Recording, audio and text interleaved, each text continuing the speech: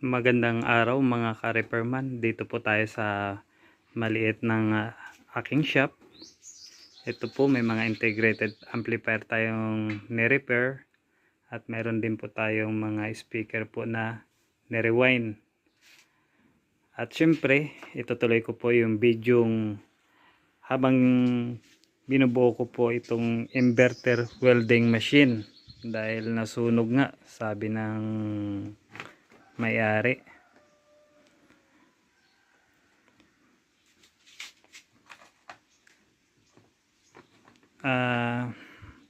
Ayon dito sa aking pinalitan, ito po, ayan, malin gumawa na lang po ako ng aluminum bracket dahil naubos po yung part na ito ng board.